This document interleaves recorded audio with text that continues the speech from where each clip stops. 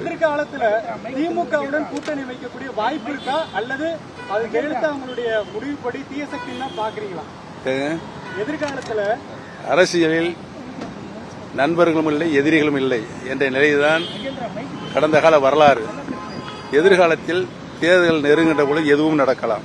கூட்டணிக்கான சந்திப்பு கூட அது உங்களுடைய யூகம். நீங்க தானே சார் சொன்னீங்க அரசியல் நண்பனும் இல்ல எதிரியும் இல்ல. எதிரி இல்ல, அது நடந்துக்க எல்லாரோடையும் கூட்டணி அமைச்சிருக்காங்க, தேர்தல் இருக்காங்க, ஜெயிச்சிருக்காங்க, தோல்வி கண்டிருக்காங்க. அது நடைமுறையில் ஜனநாயகத்தில் நடந்துட்டு தானே இருக்குது. நீங்க பாஜக கூட்டணியிலிருந்து வெளியேறி இருக்கிறீங்க, உங்ககிட்ட பாஜக தலைவர்கள் தொடர்ச்சியா பேச முற்பட்டாங்களா? பாஜக கூட்டணியிலிருந்து இதுவரை யாரும் இல்லை.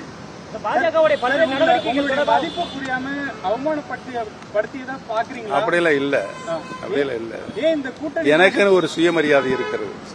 எனக்கென்று ஒரு சுயமரியாதை இருக்கு. அரசியலில் நான் மாண்புமிகு அம்மாவிடம் 25 காலம் நேரடி பார்வையில் பணியாற்றியிருக்கிறேன். அரசியல் ரீதியாக, கட்சி ரீதியாக அனைத்தும் எனக்கு தெரியும். இன்றைய கால சூழ்நிலையில் எனக்கு ஒரு வருத்தம் இருக்கிறது. எந்த வருத்தம் என்று சொன்னால், பார்லிமெண்டில் மக்களவையில் சமக்கரா சிக்ஷா நிதியுதவி பற்றி ஒரு கேள்வி எழுப்புகின்ற போது மும்மொழிக் கொள்கை அந்த அரசு, தமிழக அரசு ஏற்கவில்லை.